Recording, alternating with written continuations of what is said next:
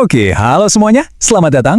Hari ini kita bakal kupas tuntas salah satu topik yang paling banyak ditanyain nih, reksadana saham. Tenang aja, kita bakal bikin ini sesimpel mungkin. Jadi setelah dengerin penjelasan ini, saya jamin kamu bakal langsung tahu harus mulai dari mana. Sip, langsung aja kita mulai. Pernah nggak sih kamu ada di posisi kayak gini? Dapat bonus atau mungkin THR, terus mikir, wah enak juga kali ya kalau sebagian duit ini gue puterin di saham. Apalagi ngelihat teman-teman udah pada mulai kan. Jadi kayaknya, aduh masa gue ketinggalan sih. Tapi masalahnya cuma satu, bingung, nggak tahu harus mulai dari mana. Nah ini dilema yang umum banget kok. Nah, disinilah letak bahayanya. Kalau kita asal beli saham, tanpa ngerti apa-apa, tanpa analisis yang benar, itu jatuhnya bukan investasi loh, tapi spekulasi. Ya, pada dasarnya kita cuma nebak-nebak doang. Dan kalau udah nebak-nebak, apa bedanya sama judi coba? Taruhannya tinggi banget, dan uang kamu, ya bisa lenyap begitu aja. Ngeri kan? Terus gimana dong solusinya buat pemula? Nah, sebetulnya ada dua jalan utama yang bisa kamu pilih. Yuk, kita bedah satu persatu. Oke, coba lihat perbandingannya. Opsi pertama, kamu jalan sendiri. Artinya, kamu harus belajar mati-matian, baca laporan keuangan yang tebal-tebal itu, analisis tren industri, baru deh beli saham. Ini butuh waktu, tenaga, dan jujur aja, risikonya gede banget kalau ilmunya masih cetek. Nah, opsi kedua, ini yang jauh lebih bersahabat buat kita-kita yang pemula. Minta bantuan. Maksudnya, ada seorang ahli yang akan pilihin dan beliin saham buat kamu. Tunggu dulu, minta bantuan orang lain. Emangnya bisa? Ya, bisa banget dong. Biar gampang ngertinya, kita pakai cerita aja ya. Coba bayangin, kamu punya teman, namanya sebut aja Diego. Nah, si Diego ini ceritanya jago banget soal saham. Mungkin karena dia anak keuangan atau emang hobinya ngoprek data. Intinya, dia ngerti banget lah. Terus kamu datang ke dia dan bilang gitu, kamu percaya 100% sama keahliannya dan pengen nitipin sebagian duit kamu buat dikelola sama dia. Dan ternyata, bukan cuma kamu yang mikir gitu. Ada 9 teman kamu yang lain ikutan nitip, masing-masing 1 juta juga. Jadi sekarang, Diego nggak cuma ngelola 1 juta dari kamu, tapi total 10 juta rupiah. Semua uang ini dikumpulin jadi satu, di ibaratnya satu wadah besar buat diinvestasiin bareng-bareng. Nah, konsep wadah uang inilah yang kita kenal sebagai reksadana. Betul, reksa itu artinya semacam wadah atau penjaga, dan dana ya uang. Jadi sesimpel itu, sebuah wadah yang isinya kumpulan uang dari banyak orang yang dikelola sama seorang profesional. Simpel banget kan? Oke, jadi kita tarik benang merahnya ya. Si Diego dalam cerita kita tadi, di dunia nyata itu namanya adalah manajer investasi.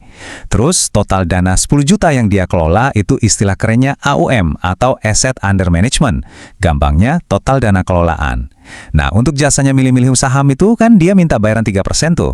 Itu yang disebut expense ratio atau rasio biaya. Nah kan istilah-istilah yang tadinya ribet jadi masuk akal sekarang. Sip, konsep dasarnya udah dapat.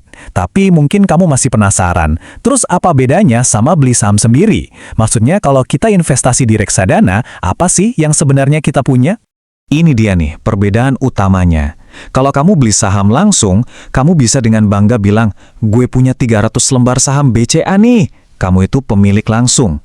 Tapi, di reksadana, karena sistemnya patungan, kamu nggak punya lembaran sahamnya secara fisik. Yang kamu punya, itu namanya unit penyertaan. Anggap aja kayak bukti kepemilikan sebagian kecil dari total wadah uang yang dikelola si Diego tadi. Oke, teorinya cukup. Sekarang bagian yang paling seru, prakteknya. Gimana caranya? Di mana kita bisa nemuin para Diego ini buat mulai investasi? Oke, salah satu cara yang paling gampang dan populer sekarang itu ya lewat aplikasi. Contohnya seperti Bibit. Nah, Bibit ini statusnya adalah APRD, singkatan dari Agen Penjual Efek Reksadana. Gampangnya, mereka ini platform resmi yang jadi pasarnya para manajer investasi. Jadi banyak Diego-Diego hebat berkumpul di sana siap buat ngelola dana kamu. Dan caranya, wah gampang banget, serius. Kamu tinggal buka aplikasinya, terus pilih menu buat, pilih reksadana sendiri. Habis itu klik kategori saham. Udah deh, langsung muncul tuh daftar para Diego alias manajer investasi yang bisa kamu pilih. Tinggal klik salah satu, lihat-lihat detailnya, dan kalau cocok, langsung beli. Nanti pas kamu klik salah satu produknya, bakal muncul data-data kayak gini. Jangan pusing dulu, ini gampang kok. AUM itu total dana kelolaan. Makin besar, biasanya makin dipercaya. Terus CAGR, ini performanya. Imbal hasil dalam setahun terakhir.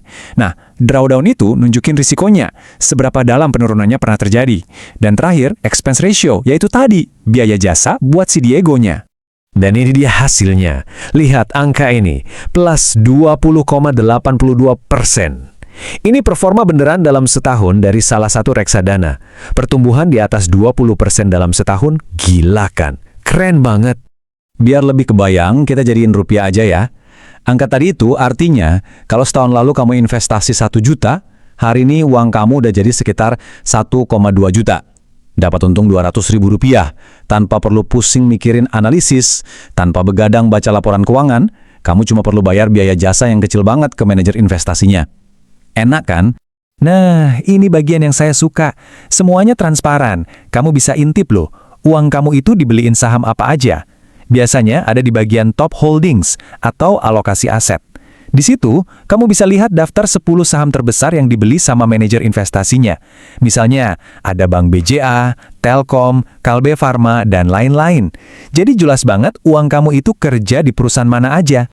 Jadi, semua ini mengarah ke satu kesimpulan penting nih. Buat kita sebagai pemula, kuncinya investasi itu bukan soal kerja lebih keras, tapi kerja lebih cerdas. Dan enaknya lagi, platform kayak Bibit ini udah ngerjain PR buat kita. Bayangin, di Indonesia itu ada lebih dari 350 manajer investasi. Nah, mereka udah saring, udah kurasi, jadi cuma sisa 35 pilihan terbaik aja yang ada di aplikasi mereka. Artinya, siapapun Diego yang kamu pilih di sana, itu udah pasti lolos saringan ketat. Jadi lebih tenang kan? Dan inilah inti dari semuanya. Kalau kita belum punya ilmunya, jauh lebih bijak kalau kita serahin aja ke ahlinya. Tugas kita sebagai investor pemula itu simple, pastiin aja kita pilih Diego dan pasarnya, yaitu manajer investasi dan platformnya yang aman, terpercaya, dan yang paling penting sudah diawasi oleh OJK. So, pertanyaannya sekarang kembali ke kamu.